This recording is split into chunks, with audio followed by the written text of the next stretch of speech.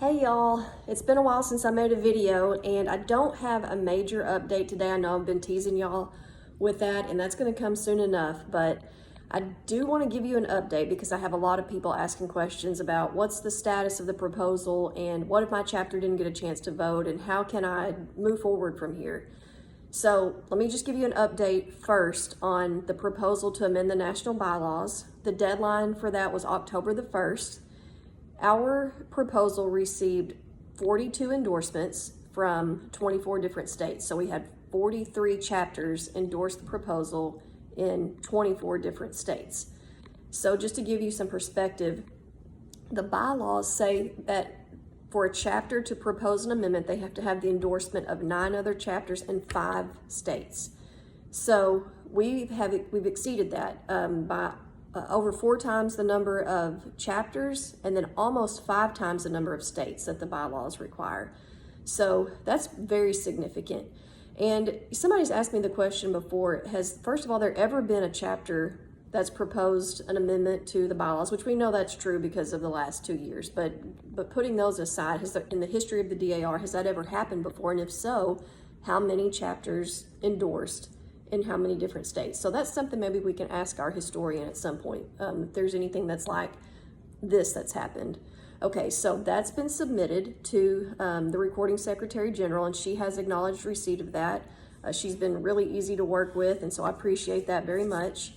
Okay, so before we move on from that, though, I do want to say that since 2023, when the Nevada Sagebrush chapter had their proposal, and then last year with ours, plus the one from this year, there's been a total of 59 chapters in 30 different states that have signed on to some form of a proposal that would amend our national bylaws, that would seek to close the loophole, or have a public-facing statement that says the DAR does not recognize men as women, even if they present a birth certificate that has been altered. So there's that.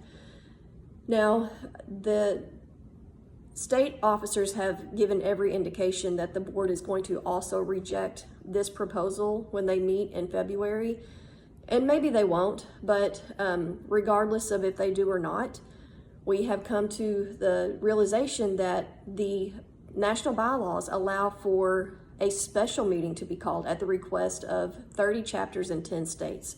So Article 8, Section 7 of the national bylaws says that the President General shall call a special meeting at the request of 30 chapters in 10 states. So we do feel like we can get those chapters in 30 chapters in 10 states. We think we can do that. The question right now, there's a few questions that I need answered before I can move forward with that. So we hired a professional parliamentarian.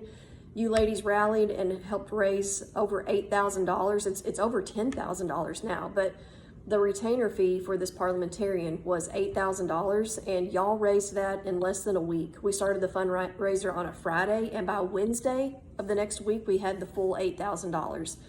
And so he has accomplished all of that work that we've asked him to do. He has drafted the call for the special meeting, and he's drafted the resolution, and it's very good. I'm very pleased with it. The only thing is that, again, we're waiting on some clarity before we move forward with that, and that's what I've been asking for prayer for. So I do kind of feel bad. I don't want y'all to think that I have been under any kind of duress lately. I haven't. I've been feeling good. Things are moving along. I've been asking for prayer to know how to proceed with this call of the special meeting. And we don't want to get out ahead of ourselves. We do have some time on this. So my goal is for something to happen in 2026. I don't know if that's going to be the first part of 2026, at the end of 2026, but ideally, hopefully we will have something in the works to where our special meeting is called either before Continental Congress or immediately after, maybe on or around July the 4th. Because it's our 250th birthday. So that's what I'm aiming for.